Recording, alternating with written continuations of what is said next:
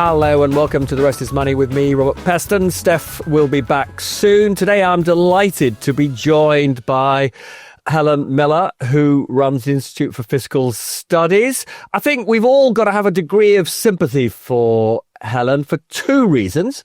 One is that she's taken over from Paul Johnson, who I think most of the country thought was the living embodiment of the Institute for Fiscal Studies. And then secondly, I don't know, I wanted to actually start by asking you whether I'm right about this. This feels an enormously important budget by the standards of modern budgets, because there are so many different kinds of pressures.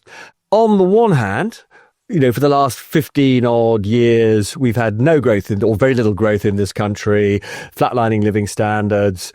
And, you know, we are just reaching that juncture where I think the tolerance of the British people for essentially living standards that aren't rising, public services that are still creaking. I think the tolerance of British people about the way the economy is functioning is running a bit thin. But on the other hand, we have this debt problem. Debt, more or less, depending on how you measure it, but, you know, not far off 100% of GDP, and an enormous interest bill. And one of the things that the report, the sort of Barclays bit of the report you put out this week, highlights really a very significant refinancing challenge for the government over the next few years. And financing challenge is the combination of how much it has to borrow to fund its own operations, plus all that debt that's maturing that it's also got to fund. It's got to borrow to, you know, a bit like as people understand their mortgages. When your mortgage comes up for renewal, if you can't repay it, you've got to get a new mortgage, and that's basically what's happening to the government on, you know, in scale, shall we say, over the next 2 or 3 years. And what that means is that it's got to be very careful in this budget not to alienate the people, the big institutions that lend to the government. So, you know, got to get growth up, but got to reassure markets that they're getting growth up in a way that isn't sort of Liz Truss-like and reckless. Really hard stuff. And I suppose the big question is there something I'm missing? Am I exaggerating the scale of the challenge that Rachel Reeves faces? Or is it even worse than I say? What do you think? I think you're absolutely right. This is a difficult time to be Chancellor, partly because, as you say, we've got this long-run low growth problem. It's also a hard time for the Chancellor to be borrowing. Lots of governments are trying to borrow lots of money. And we have some big underlying things like defined benefit pensions declining, and that causes some difficulties for governments. That's true. And just to explain to people, when defined benefit schemes are in so-called runoff, when they're being unwound, they buy fewer gilts. They lend less to the government, effectively. So that is a structural problem that the government faces, that there are just fewer institutions around who would be natural lenders to them. Absolutely. And actually, there are a long list of other challenges that we've long known are coming down the track, but they're still coming down the track. So, you know, an ageing population, you know, we had for years, we were cutting defence spending and putting money into welfare. Now we're trying to increase both. There's a whole list of reasons why it's difficult to be the Chancellor at the moment. I think it's also fair to say that Rachel Reeves has a kind of political difficulty. I mean, if you wind back to before the election, she was very clear that she didn't want to raise taxes. She came in, she did her first budget, then she raised taxes, but very quickly said, but I don't want to raise taxes again. And now we're back in what I'm sure is going to feel like what I've been calling fiscal Groundhog Day for Rachel Reeves, because she is now back in facing tax rises. So as well as the kind of underlying economic challenges, there's the challenges of convincing her own party and the electorate that she has a plan that doesn't mean we're in this cycle where we just keep coming back, saying we won't do something and actually coming back to have to do something again. Before we dig into what she might do in terms of raising taxes or trying to get some elements of spending under control, can I just ask you something about the political challenge? In the run-up to the budget, she will say, and I think some of this is plausible and reasonable, but I'm interested to know, in the end, your view. She will say that since the last budget, a couple of things have happened that are outside of her control. One of them being the fact that the Office of Budget Responsibility decided this summer to re-examine it's built in assumptions about what would happen to productivity over the next few years. And it's an open secret that they have decided to downgrade its forecast for productivity growth, get them more in line with the Bank of England. And when you downgrade assumptions about the kind of output that you get from an hour worked, growth falls. And that means tax revenues fall. And the Treasury estimates that downgrade is going to cost them something like 20 billion. I think actually your estimate's a bit less than that. But anyway, it's a big number, right? And she'd say that's not my fault. If only the OBR had done this work a year ago, I would have known about it for my first budget, but I didn't know about it. They didn't do it then. So I suppose one question is, should we feel sympathetic that this has been landed on her? Is this really not her fault at all? And then secondly, there's Trump. And Trump's tariffs have definitely had two effects. One is they've slightly slowed down America's growth and global growth. And that has a knock-on for us. It means the economy is a bit more sluggish than it would otherwise be. And it pushes up prices a bit, global inflation a bit. And that means interest rates are a bit higher for longer. And she would say, not my fault, Gov. So do you have sympathy for her? And when she makes that case rather more loudly, as I'm sure she will in the run-up to this tax-raising budget, do you think British people should believe her? It's worth distinguishing between two different things that I think are importantly different. So one is, she will be absolutely right to say that the productivity in the UK has been weak for a long time now, and that in part the downgrade that we're going to see from the OBR is about a recognition that things are worse than the OBR has been thought for a while. And yes, she's the unlucky one that's holding the public finances when it gets downgraded. She shouldn't be fully responsible for the extent of that downgrade in that sense. And yes, the outside world has not been helpful. So in that sense, I have some sympathy for her. What I have absolutely no sympathy for is, why are we back in the position now of needing to do a fiscal consolidation? You can really trace that back to a very large degree to the choice that Rachel Reeves made to give herself teeny tiny headroom against her fiscal rule. So, she wouldn't have been able to know exactly how the world was going to turn out, but she could have known that it was very possible it would turn out worse rather than better. She would have absolutely known that the OBR was a more optimistic forecaster than others, and that a downgrade was possible. I mean, one thing to know is that the OBR is going to hand her this downgrade. We think we don't yet know what it is, but we did some estimates, and if they're in the right ballpark, the kind of downgrade she's going to be handed is the kind of downgrade that's happened like at least 8 or 9 times since 2010. This is not some big, unusual, out of the ordinary downgrade. It's a very normal, run-of-the-mill, forecasts change kind of downgrade.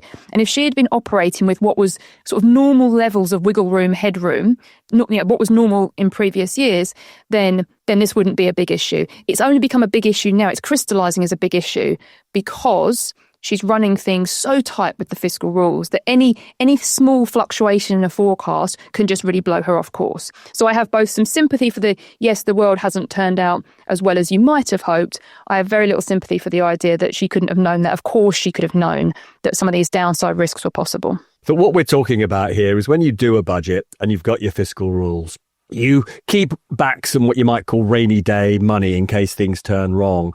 And the thing that Rachel Reeves did in her last budget, and indeed when she had a so-called fiscal event in the spring, is she kept that cushion, that rainy day money, to a very small amount, much smaller. I mean, so it is true that in the run-up to the general election, Jeremy Hunt also had a tiny amount of headroom, but he did that because he was in political campaigning territory, and he just wanted to hand over as much money as tax bribes as he possibly could. It was reckless on his part. But normally, if you go back, a decade or so, the amount of headroom that she allowed herself, the cushion that she gave herself against shocks was tiny. And actually, there was a very powerful piece, I thought, I don't know if you read Andy Haldane, former chief economist of the Bank of England. He wrote a piece in the FT about a week ago in which he said, he made your point, which is that she was just making a very reckless gamble in terms of not building up greater insurance against things going wrong. But he made a related point, which I found quite powerful, which is that to get back to that important group of people, investors, people who lend to the British government, he basically says, which is completely right, that they're not idiots, that they were acutely aware that she had so little headroom. They were acutely aware of the high probability that things would go badly enough wrong to mean that she'd have to raise some extra taxes because she had so little headroom. And that has contributed to the fact that the British government is now paying more to borrow than any other comparable big economy. Well, I said a few things to that, actually. So I think one is it's not just the investors who are lending us the money who decide what price to charge when they're lending to us. It's also when firms and individuals are deciding what to do. So, firms are deciding whether to do investments. If they're uncertain about what the tax environment's going to be in a year's time, they're going to hold back on their investments, and that's going to have some damaging effects. And I think we've got this kind of perfect storm of not only is the headroom, this so-called headroom, this buffer, this rainy day cushion was very, very small. And that always meant that there was a perfectly, 50-50 chance we'll be back here again. It's also the case that Rachel Reeves has really tied her hands to a great degree on lots of the sort of big tax raising options, which means that people are even doing more speculating about, well, how could she do it? Would she do this tax or that tax? And I think that also feeds into this policy uncertainty that neither investors nor businesses like. They like to know what's happening. And the more uncertainty you have, the more it costs us to borrow or the more people hold back on investments. I think it's both things. It's the low headroom and the lack of any sense of where she might go if she has to come back. And this, though, then takes us into the sort of nightmare for her. Because if in this budget, she fills the hole that's been created by the fact that interest rates are higher than the Office for Budget Responsibility thought they would be back in March, that the welfare savings that she promised are not materialising because Labour MPs wouldn't let her do the disability reforms that she wanted, the reforms to disability payments that she wanted to do, plus the tax hole caused by the lower productivity growth and that feeding through, as I say, to GDP and tax revenue. So, if you just take what all that will require just to keep the headroom at this inadequate 10 billion, something like 20 to 30 billion of tax rises and or spending cuts. Very difficult to see where she makes spending cuts. We'll come back to that later. But if she was to do the actually prudent thing of saying, I don't want to be in this mess next year, or indeed in any year before the general election, I've really got to rebuild that cushion. I've really got to rebuild that headroom. But that then means that she would have to come to the country at the end of November and potentially say, I'm going to have to raise your taxes by a staggering £40 billion after she did that last year. And she said she was never going to do that again. And all the signals I get from the Treasury is, although they know they've got to rebuild headroom, they just have no idea how on earth they're going to do it, given, raising 30 billion is going to be hard enough. But I know this is something you've given a lot of thought to. Doesn't she just have to bite the bullet this time and give herself more headroom? So, look, there's clearly a really strong case for more headroom. If you had a bigger buffer, then it's much, you could reduce, you'd be more credible with the markets, you reduce this horrible policy volatility where we just lurch from budget to fiscal event to fiscal event. And that comes with a real cost, so you could reduce those costs. I think there's a clear case for doing it. And as you say, if it removes a lot of business uncertainty, the economy might grow a bit faster. And interest rates might be a bit lower. And also, it would reduce the risk that Rachel Reeves has to come back to the country again next year and do this again. So there's a clear case for it, but of course it's not costless. I think a lot will really depend on how big the downgrade of the Office for Budget Responsibility is. So you talked about what's happened. So she had this sort of 10 billion of buffer of rainy day cushion. You've probably already seen 6 of it wiped away by not pushing, not doing the disability cuts. Another 4 or 5 through higher interest rates. That's basically gone. So then it's a case of, if the OBR hands her a 10 billion downgrade or a 20 billion downgrade, that's quite different, right? If she's looking to have to find 20 billion in order to get back to 10, then maybe she can find 30 billion to build a buffer. If she had to find 40 billion to get back to 10, then you know 50 billion seems out of the realm. So I think a lot of it is going to be dependent on sort of how bad the forecast is. But look, yeah, she's going to have to decide how big that consolidation is and how to do it, whether to cut spending and or raise taxes. You have published your green budget, and part of that is a very interesting chapter on the tax options, and I want to sort of go through a bit of that. Can I just start by asking you a very simple question, which is, in an ideal world where the government had not put in its manifesto no rises to national insurance, no rises to income tax, no increase in VAT, and no increase in corporation tax, would the ideal thing, when you've got a hole of this sort, simply to raise the money through, one of those routes? Probably not VAT, because that would push up the rate of inflation. And, we don't want the Bank of England, being held back in terms of cutting interest rates. So probably not VAT against the current backdrop where we want to get interest rates down. So let's just narrow it to income tax, national insurance and corporation tax. If you were Chancellor and your hands weren't tied by those political promises, would you just go down one of those routes? It's obviously a political choice, right? I think there's not a kind of this is the one right tax to do, because ultimately you're making a choice about which people in the society are going to pay more tax. And therefore, I think reasonable people can take reasonably different views on which tax to raise.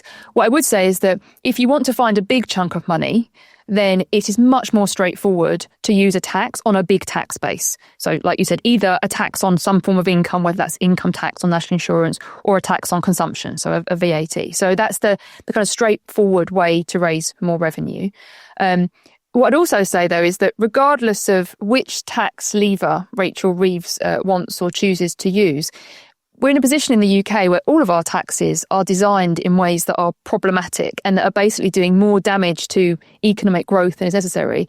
So I think in this country we need to break out of this habit of always saying, which rates could I adjust and get some more income, and say, well, hang on, whatever I'm going to change, could we, along the way, make the tax system less damaging, less distortionary? And actually, if reform was on the table, then I'd say, well, actually, there's some taxes I'd be happier to raise if they were reformed, but very unhappy to raise if they were unreformed. So capital gains tax is a great example. In its current state, it has all sorts of problems, including, as one example, we tax inflationary gains. Why do we do that?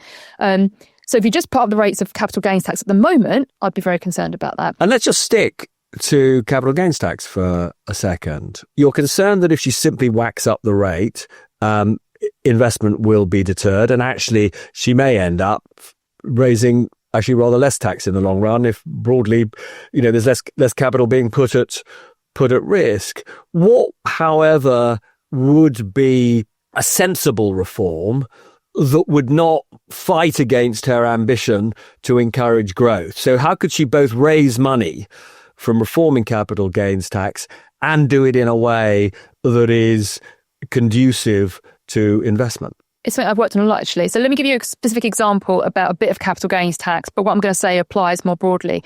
So imagine you've got business owners, like owner managers. I own my own business and I invest in my own business. At the moment, I think kind of upfront reliefs against really, you put money into your company. I think at that point, the reliefs aren't generous enough. So just to be clear, when you make the investment at the beginning, you're saying you don't get enough support from the state? Yes. Well, no, I wouldn't call it support. I'd say you're kind of taxed too much. So you have these lower rates. So for people who, if you put money into your company and you get really, really successful and you get really high profits, at some point in the future, you'll get a lower tax.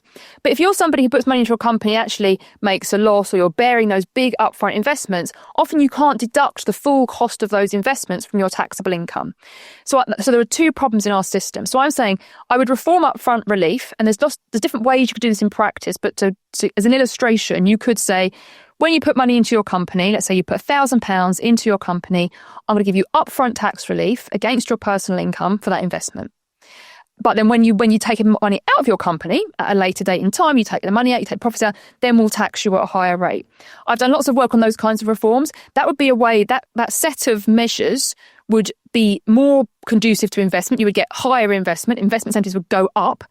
And because you weren't distorting investment anymore, you could raise more revenue from capital gains if you wanted to. And again, that's just one specific example to give you intuition. But the idea of thinking about what do you do for reliefs up front and not taxing inflation, for example, and then how do you think about rates? But that's not as simple as just doing rates. But the problem with what looks like a very sensible reform of that sort is in the short term, and by the short term, I'm really just talking about 3 or 4 years, it would cost quite a lot of money as you increase the reliefs in the short term, but it takes quite a few years, essentially, for these assets to be realised and for the higher rate of capital gains tax to then start raising money. And this seems to me to be a fundamental problem with our fiscal rules, that when you have fiscal rules that say you have to hit a target for borrowing and debt in 3 to 5 years, which is our current system, it makes it almost impossible to do any sensible tax reform, because any sensible tax reform almost always costs the government money in the first few years. How do we get over that? I think the devil's always in the detail, right? So I think you're absolutely right. There are some reforms where the timing of revenue streams is going to really matter for the government. But often there are things that you could do. Not always. Sometimes you have to sort of just do things the way they happen. But often there are ways you can stage things or you can change them incrementally. Like take capital gains. There will be choices about how to implement the proposal I just set out. Right. But if you're thinking about for new investments, you give them an allowance, you could start taxing old investments at higher rates right now if you wanted to. So you wouldn't have to necessarily wait only to tax future investments. You could start them now. And with stamp duty, I think a good end goal actually would be to imagine, take council tax, make it up to date, make it proportional, and then raise money through that instead of current council tax and stamp duty. And if that were the good end goal, you could think about steps towards that didn't have, big troughs and peaks in revenue. You could think about how to move towards it rather than just, you could start reducing stamp duty rather than just deleting it overnight, for example. So look, I think part of the problem in our tax debates is that whenever we think about reforms, there are always problems, right? There are always things you have to overcome. There are transition issues. There are going to be losers. But we get so stuck on that we can't move past it to think of it better. I think we need to start at the other end of the spectrum and think, what is a good vision for a tax system? What would a good area of this tax system look like? Kind of get some consensus about that and then plot steps towards that manages these trade-offs about revenue and about other things. Otherwise, we're never going to get started. We're going to just get stuck with this rotten tax system. But look, you're absolutely right. There are transitional issues. But I don't, and look, reform in and of itself is not going to bring in tens of billions of pounds, right? If you want to bring in tens of billions of pounds, you've got to whack up taxes and you've got to make people worse off. I'm saying something more subtle, which is if you're going to do it anyway, you may as well as along the way try to reform some taxes and reduce the damage you're going to do rather than just get the revenue. But it's not like reform's going to solve all your problems and suddenly you just won't have to do anything. If you want 20, 30, whatever the number is, billion, you've got to just raise taxes. You've got to take money out of the economy. There's no question, as you say. Now, you mentioned council tax. One of the things you've recently recommended that the government should look at a new higher rate of council tax for the more valuable properties. But you also pointed out that in many parts of the country, the sort of valuations of properties are very, very outdated. And you could end up sort of almost increasing the unfairness of the current system because potentially some very, very valuable properties might be missed unless you somehow get round and do an up-to-date valuation. So I suppose the question is, do you think they should just do a rough and ready higher rate of council tax and then, over a period of years, do a revaluation? Or do you think all of this should wait for a proper revaluation of properties? So we were saying we weren't recommending it. We were just putting out a whole list of options. And in some sense, I'm not recommending anything particular because it's a political choice and you have to make judgments. And therefore it's for politicians to choose. I mean, on council tax, one thing kind of fact to have in the back of your mind is that the Office for Budget Responsibility in their forecasts are already assuming that council tax bills will go up by something like 4.5% almost every year across this parliament. So to raise more money, you would have It's a lot. Yeah, you'd have to go further than that. And we were just given an illustration that said, if you wanted to not put it up across the board, but only put it on the top 2 bands, and you doubled them, which would be a chunky tax increase for those people, you'd get something like 4.5 billion. But what I would say, if Rachel Reeves did that, I would stand up the next day and say, one downside of that is that you're taxing people based on their property values in 1991, and that isn't going to reflect wonderfully who's got the highest value properties now. So she could do it in the sense that she could pull it off. Although, note in passing that money, the default would be that it flows to local government, not to the central government. So if she wanted it to flow to her own into her own coffers, she would need to have some kind of either way to adjust that or some national tax that bolted on top.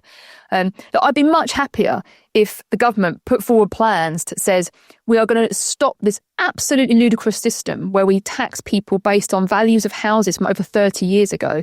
We are taxing houses that weren't even built 30 years ago and trying to work out what they would have been worth had they been built, and that it's just mad. Put in place that we're going to value houses, we're going to revalue them at this point in time, and we're going to move towards a reformed council tax. I would be, happy days. That would be great. Of course, that in and of itself isn't going to drag in the money, but if we had that system, and then if you wanted to raise more money from it, you could do it in a way that was fairer. Again, I think it comes back to this: you should sort of reform for reform's sake, because it is in and of itself a good thing to do. But the higher the taxes go, the more distortions you create, and therefore I think the more important it is you're not keep dragging money out of a distortionary system. You may say that you weren't making very firm recommendations of what she should do, but I have to say, having read your report, you are pretty clear that she should not restrict tax relief on pension contributions to the basic rate of tax. That was clear. Explain why you think that would be such a bad idea, because of course it would raise quite a lot of money if she did that. Yeah, both worth saying, just for clarification, I'm not taking a stance on what she should do, because there are choices. Yeah. I think there are definitely things she shouldn't do because it's really hard to justify. And I think pensions tax relief falls into that bucket. I think the thing to think about with pensions is that you have money flowing into pensions and money flowing out of pensions. Yeah. And I think you could reasonably tax that money on the way in or on the way out. And we could have a great, technical debate about which one of those is better, but they would both be perfectly reasonable things to do from a sort of You're saying you should only tax that income once, is what you're saying. But tax it once. Yeah. So basically, what I don't want the government to be doing, because it's inefficient and stops people saving, is taxing money on the way in and on the way out. And when you hear debates about let's cap upfront tax relief, people don't automatically talk about, well, also let's cap tax rates on the way out. They want to have their cake and eat. They want to cap the relief on the way in and not change tax on the way out. I actually wouldn't call it a relief at all, honestly. I think the fact that it's called a relief is a problem in our system. I just think we have a system that means you have no tax on the way in, no income tax on the way in, and no income tax on the way out. That's not a relief in my mind. That's just how we tax pensions. Where there is a relief is for national insurance contributions for pensions. So pensions don't get national insurance contributions for the most part. There are a couple of exceptions, but on the way in or the way out. So if you wanted to put more tax on pensions, I think you could make a case for saying we should put national insurance contributions on kind of on the way in, on the way out, and we could talk about how you do that. But for the income tax treatment, I think it just doesn't make sense to me to think about taxing people on the way in and on the way out. So can I just ask you, because I was really interested in your proposal or option. I'm not saying it's a proposal. You've explained to me that these are options. All right. But you had this option. Yep. You pointed out that it looks anomalous that on the employer contribution to an individual's pension, which is broadly income, we should be clear about this. This is basically income. No national insurance is payable. And you suggested that maybe a 1% levy on the employer's contribution might be a rational thing to do. And I see the logic of it.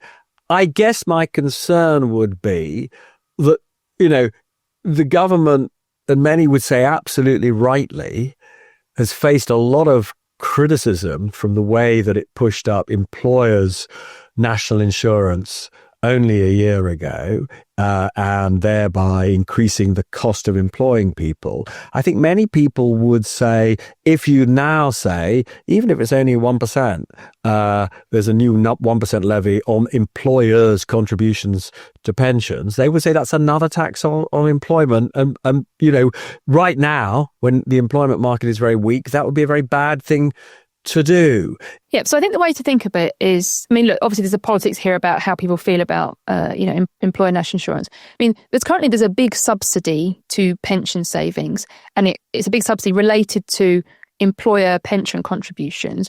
Remember, I think it's a name that's a bit misleading in some sense. So many people make their own pension contributions, but they do it by agreeing with their employer. They do it through salary sacrifice. So you agree with your employer that they will reduce your salary by a certain amount and they'll put that money into a pension. And that's an employer pension contribution. But it's very much decided by the employee how much that employer pension contribution is. So part of your question is really who would bear the burden if you put the tax on? Would it be employers taking the hit, not wanting to employ people as much, or actually would it just be savers who are seeing their their incentive to save reduced? And we can have a debate about how much do you want to subsidise pension savings, and and if you want to subsidise as much as now, don't change it. But if you want to reduce subsidy, that would be the way to do it. One thing we could do now that would maybe help for the future, at the moment we have a very, in my mind, bizarre situation where the degree of the subsidy given to these employer pension contributions, the salary sacrifice ones, is determined by the employer national insurance rate. So when Rachel Reeves put that up last year, not only did she put up the taxes on employment, she also increased the incentive to save in a pension.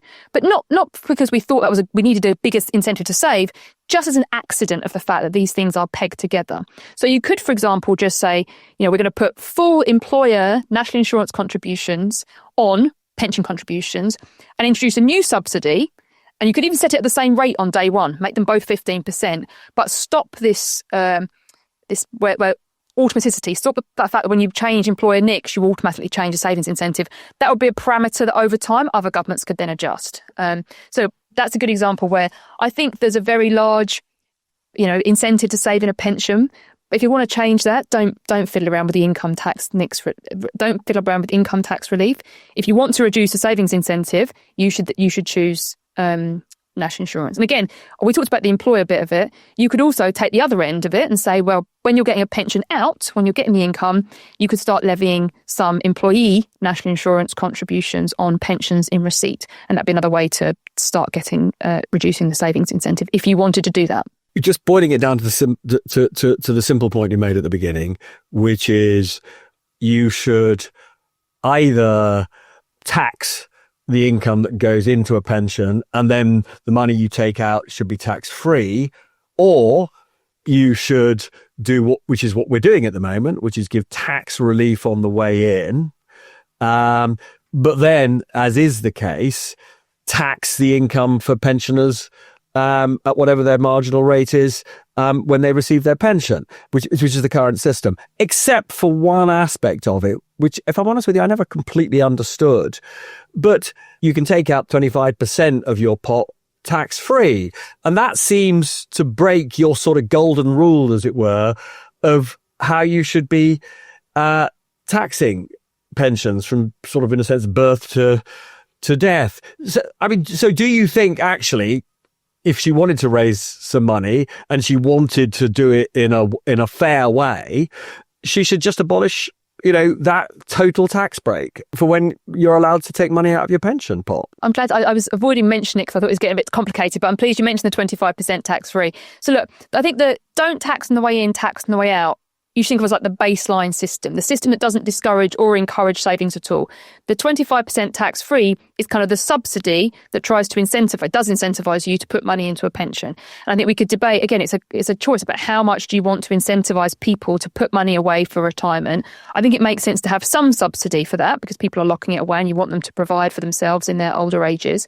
And it's a question about how much. Another thing I'd observe about the 25% tax-free, or kind of a funny feature of it. I mean, it's a very salient part of the system. Lots of people know about the 25% tax-free, even if they have no idea about the rest of the system. It's an enormous amount of money, and it's, you know. But interestingly, if you're a higher rate taxpayer in retirement, it is very, very generous to you because you save lots of money. If you're not a taxpayer in retirement, useless, absolutely useless. So even if you kept the 25% tax-free, I think there's a pretty good case for, I won't get into all the details, but reforming it so that for a basic rate taxpayer, you keep it kind of as it is. But I would do it as top-ups rather than a 25% tax-free. Basically try to take some tax relief away from higher rate payers and sort of give a bit more to the non-taxpayers to level it out a bit, rather than have a system where it's worth much more the higher rate tax pays. So I would reform the 25% tax-free. And then, but again, it's a policy choice as to how much do you want to save, get people saving into retirement. This thing that a lot of people debated, in fact, including you, which is slightly reform the VAT system. We have very large numbers of products that are not subject to VAT.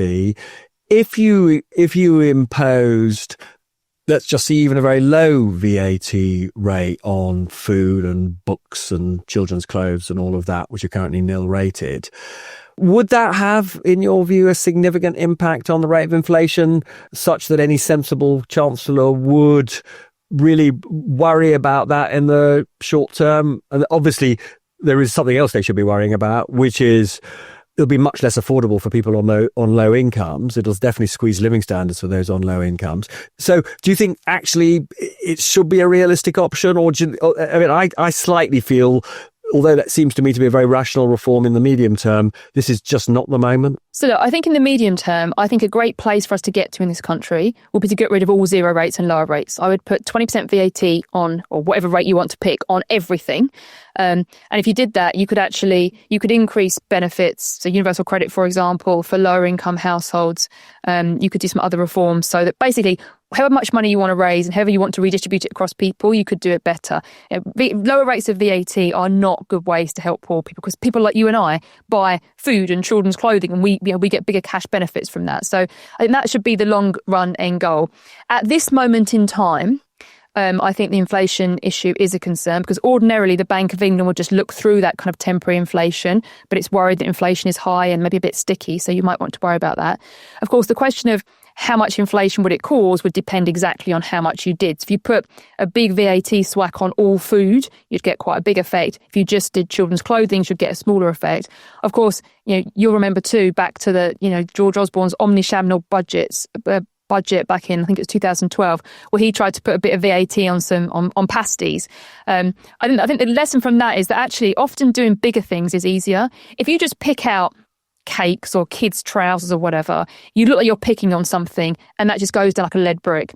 I think it's better to make a kind of a coherent plea for, we're reforming this system, we're doing something bigger for a principled reason, rather than saying like, well, I've scrabbled around and I've picked on kids' clothing and your processed food. So I don't think it's the right time to be pushing up big, on inflation. And I think trying to do something that's like small enough to not affect inflation gets into the political difficulties of then you've picked on a group. So it's not where I suspect we'll see much action. In fact, Rachel Reeves was talking this week about maybe cutting VAT on domestic energy, which I also think would be the wrong way to go. But I don't think we'll see increases in the. We need to take a short break. Don't go anywhere. I want to talk to you about welfare reform, among a couple of other things, in just a minute. This episode is brought to you by Google. Now, small businesses are the backbone of the UK economy, but most owners are stretched, juggling roles to keep things running. They need tools that work. That's where Google's AI helps. Take Kent Brushes. They've manufactured hairbrushes since 1777 and they remain family owned. Zoe Crosby, head of PR and partnerships, is busy juggling the demands of running a global brand with family life. As she puts it, you never stop, which is why she's using Google's AI tools to support her with some of those daily time-consuming tasks. With Gemini in Google Workspace, Zoe can generate optimized copy or draft new marketing materials in seconds, saving her time to invest into what matters most, from launching a new product to spending a bit more time with her children. And across Britain, small firms like Kent Brushes are doing the same. by helping them focus on what they do best. Google is fueling the UK's growth and transformation. To find out more, visit goo.gle/10 stories. Welcome back to The Rest is Money with me, Robert Peston. I'm delighted Helen Miller, the IFS, is still with us. One of the, I guess, almost most upsetting bits of your Green Budget report relates to young people and the sheer numbers of young people who are in receipt of a whole variety of different elements of public support. And the bit of it that I found most upsetting was the data that shows that despite many billions of pounds going to them in extra benefits and educational support of various sorts, nonetheless, by the time they become young adults, they're not in work. And it's a system that's very expensive, but it doesn't appear to be improving the life chances of these people. So do you want to just first of all, just talk me through the problem as you see it? Sure. So there's kind of there's been a rise in the number of children and young people who have various forms of either special educational needs or disabilities or broader health conditions. And there are two types of benefits that are given to young people in this situation. One is a cash benefit, so the Child Disability Living Allowance, and one is kind of more of an educational benefit. So you can get a statutory right to educational support through a mainstream or a special school. And spending on, as we've seen more children moving into these categories of need, we are seeing spending increase. Now, I think it's fair to say we don't know exactly what's happening there, in the sense that I think it's widely thought that at least part of that is due to a greater recognition of children with needs. So there have always been children with needs there. We're now better at picking these children up, identifying them and getting support to them. So part of it's kind of a good news story, if you like, that we're finding these children. It's not good if the intervention is not actually ultimately helping these children. Sure, no, but just in terms of finding them and finding that they have identifying a need is all I'm saying. If you identify that there are children with needs, that's a good place to start, right? But I think we also don't know to what extent there has just been an overall increase in needs and increase in the number of children who have, for example, speech and language difficulties when they first enter the school system. I absolutely agree with you. I mean, one of the the bunch of depressing statistics that I carry around with me, but one of the ones about you can look at children who are struggling, and not just the children who are in the most severe definitions of need, but children who are struggling at 5 continue to struggle when they're 15, 16, and those children who are struggling at 16 often struggle in early adulthood too. I think I'd be a bit careful that it doesn't mean that the system's not doing anything good, of course, because what's the counterfactual? What would have happened without that support could have been even worse. But I think big picture, the fact that we have so many more children now having an identified need, I think we have to think about, is the system delivering what it could? How do we deliver this support? It's now a more mainstream issue. Mainstream schools are not all well geared up to be delivering support for these kinds of children. And support can't stop at the school gates. It's about a broader set of things that are happening in children's and families' lives. So I think what's needed really is the government to take a good look. And I would put these both systems together. I would think, and not as in join them up, but think both about what support do you get at the school within the school gates, and what support do you get at home, and not just think about them as two completely separate systems. I think we need to look at that system properly. The government needs to look at that system and think about, which children do we want to support for which conditions, how best to do that, when do you need to have special provision in a special school, or when do you need to have it be brought into the mainstream? If you're bringing it into the mainstream, how do you make sure that teachers have the resources and the training that they need? That's a big, thorny, meaty issue. It's also worth saying with the special educational needs and disability system, that's the bit that goes through the school system, everyone's unhappy with that system. The government sees the rising bill. Local governments are seeing a really huge bill. And actually, just as an aside, those bills are currently being held off balance sheet by councils. They're racking up billions in deficits. The answer here can't just be, well, we'll just cut entitlements. I mean, I guess you could do that. But I think more you need to think about kind of what's the system trying to do? Who do you want to support? How do you want to support them? Do you want to do more of it through mainstream schooling rather than just have currently basically sort of pots of money follow specific children, and that can be right in some cases, but you might want to think about actually putting funding into schools so that schools can set up broader systems and plan over multiple years. But these are all big thorny issues. So the government, I think, is going to look at it, but it's not going to be easy to fix to make sure that young people get good outcomes, nor is it going to be easy to just quickly slash how much we're spending, I don't think. No, and to get back to the sort of introduction to this part, I mean, look, there may be ways in which you could save some money. I mean, we all know stories. I had a sort of relation who was being paid a colossal sum of money to ferry a kid with special needs 30 miles there and back every single day because the nearest school that could cope with this young kid was 30 miles away. And that was, was nice for this person. It was a job, but it doesn't seem a very efficient use of taxpayers' money. This young person couldn't go to a school nearer where they live. And this is apparently a part of a very widespread pattern. So you can see how there could be efficiencies made.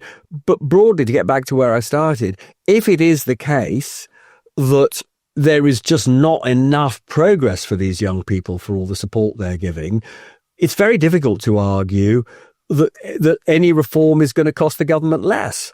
It may be an inefficient system, but broadly, if you're looking at people, looking at young adults who currently face a bleak future because they've still got these conditions that make it extremely hard for them to function and have a job and have a happy life, then we've actually got to think about provision, which isn't going to be cheap, that helps a bit more effectively with rehabilitation. So I mean, I may be wrong about this, but it doesn't feel, even though billions and billions and billions are being spent on this and the bill is going up year after year, it's not obvious to me that rational reform delivers savings in this area. Another thing to know that we did in this piece of work was look at children who are getting the kind of child disability allowance, follow them through into early adulthood. Many of them move on to getting adult disability payments. So therefore, as you have more of these children, we have lots of children who are coming up through the system. They're going to age. They're going to probably move into the other system. So that's a cost pressure that won't go away when they're 16. I think, very broadly and bluntly speaking, I mean, if you wanted to save money from this system, what do you do?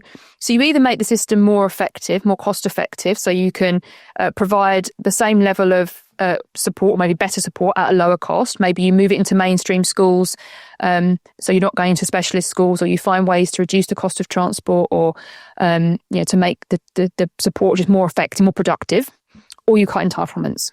They're kind of, if what you're thinking about is money saving, then they're kind of only the two paths you have, really, right? You just get more productive, or you do less. And doing less can mean you do less for everybody, or you can choose some children who don't get support anymore. And they're the kind of choices we have. And of course, I think everyone has an incentive to try, with whatever money you're spending, to try to make it as effective as possible. And not just in the moment in time where you take a 14-year-old, let's help support that 14-year-old through the next term at school, but trying to ensure that they're building up the kind of skills and resilience and everything else they need, so that as they move into adulthood, there is a pathway for them. And whether that, there's a pathway into some form of training that might eventually lead into a job. I think there's in part, I think it's part of actually a bit of a broader problem in our country. We have a very well-worn path for children who are go A-levels into university is a very well-worn path into a job. Our further education system has been neglected for an awfully long time. Yeah, Steph will be very sad she missed you saying that, because she does make this point very regularly. Now, I just want to finish off, and I want to take us back almost to where we started, which is the challenge of keeping the confidence, or indeed boosting the confidence of the government's creditors, those who lend to the government. Now, again, in the Barclays written bit of your recent report, that chapter says, if the government could come up with a credible path to reduce, in particular, disability benefits, that would increase the confidence of lenders. And, that might get you into the kind of virtuous cycle where actually the cost of borrowing came down a bit, the government's interest bill came down a bit, and there was actually more money to invest in public services, or indeed potentially, I suppose, in lower taxes, although I don't think that's on the cards for the time being. And so I guess, given that we saw that rebellion by Labour MPs that made it impossible for the government to force through that initial set of disability payment reforms that they were hoping for, what could she say that was credible and deliverable in your view? So look, I think you're right that on disability, the difficulty that the government obviously have is that they tried to make cuts here. They didn't get it past their backbenchers. They're having now a review of this stuff. I think it's going to matter politically that they sort of first do the review, have a principled reason to reform, and then maybe save some money. I think coming back with just, I'm going to cut this, won't be credible with the backbenchers or with the market. So I think disability per se is going to be very hard, in my opinion. But I think stepping back from that, I think what's really important to the creditors, to the people lending the government money, is the credibility aspect. And there are different ways to, I think, build credibility. So what wouldn't be credible is just to say, in 3 or 4 years, we'll pencil in some spending cuts. I won't tell you what I'm going to cut yet, but when I get there, I'll work it out. That's not very credible.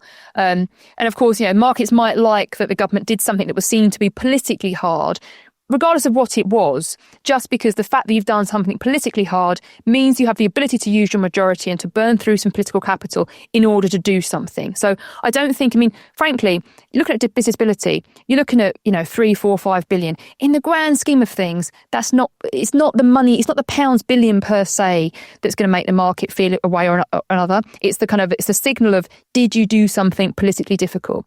So do I think they're going to do something politically difficult on disability? Probably not. But, I think there are other things you could do. What they will do on welfare goes in precisely the opposite direction, since, we all expect them to lift the 2-child limit on universal credit payments because certainly an overwhelming majority of their own MPs think that is the best way to tackle child poverty. And that will cost, depending on quite how they do it, but it could cost, 3 to 4 billion pounds, quite a lot of money. And broadly, if they just did that, arguably that would undermine the confidence of investors, because they would think, despite the big majority, this is a government that is incapable of making what investors would say are the hard but right choices. So, I'm not sure how the market would. I'm not sure the 2-child limit per se would worry them if they got rid of that too much. I think it's the overall package that's going to matter, and how credible the overall package is. What would an overall package be that doesn't tackle, the area which even the government accepts is rising too fast, which are disability payments? Imagine that they can't or they don't want to tackle disability or pensioner benefits, actually. Obviously, winter fuel payment was actually a relatively small change they couldn't get through. If you think that they can't do that, what else can they do? Well, they could make sure that they change taxes in a way they haven't just scraped around for some small damage in tax. They did something that was a bit more principled or a bit more, not too damaging. They could build some more headroom, because the market's going to worry less about whether you can deliver cuts if you've got more headroom in future. So they know you won't be back here in 6 months' time. I wonder if they can start looking at some of the longer term issues we've got coming. So to give you a concrete example, we know that because the government wants to get rid of cars, non-electric cars, we're going to lose motoring taxes. Actually, what if you started saying, I'm going to have a plan for road taxing? It's going to come in at a very small level. It's going to increase over time. That might not show up at all in the 5-year sort of budget scorecard for the government on the kind of what happens in 5 years' time. But that'd be a real signal that I know this problem's coming. I've got a credible plan for it. That money, that 40 billion or whatever it is, it won't be lost. It'll be replaced. Maybe with the triple lock, could you start changing triple lock towards something more sensible? So doing things that won't necessarily have an impact today, but would signal that these problems are coming, and that you can do something that might build the sort of long-term credibility for sort of fiscal sustainability. Maybe that helps. Well, I'll let you into a secret. They're definitely not going to tinker or say anything about the triple lock. That is simply not going to happen. But actually, there is another thing. We better finish in a minute. But actually, there is another thing that you mentioned in your report, which it'd be interesting to see whether this time they have the courage to do it. But I guess this would be something that might build a bit of confidence that they're prepared to do tougher things, which is, your report does mention that this is surely the year when they uprate fuel duty properly in line with the so-called escalator, and they take away, the 5p subsidy. That would raise, and that would be the first time. I mean, almost forever since 2011. But it wouldn't raise anything. It wouldn't raise anything. The problem is, at the moment, the public finance forecasts assume it will happen. But every single budget, despite the fact it's always penciled into something that will happen, they never do it. So as a symbol of them being prepared to do something. But it's also, of course, the market, I think, now expects they won't do it. So it's kind of one of these, the public finances assume the money's there. The market thinks, oh, no, she won't do it. She'll get away with it. So, we're in this ludicrous situation where the public finances just don't reflect what everyone thinks that's actually going to happen. But it'll be one to watch. I mean, I'd be surprised. I'd be surprised if she doesn't just do what every Chancellor's done since 2011 and say, not this year, we'll do it next year, we promise. But we'll see. Oh, my God.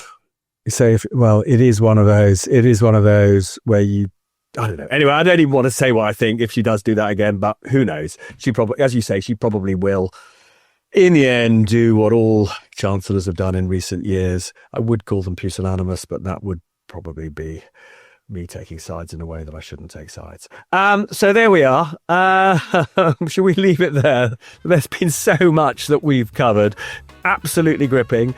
Doubtless you and I will be talking a little bit more in the coming weeks as we get to budget day, and then we have to make sense of it all. Thanks again, Helen. All the best. I look forward to it.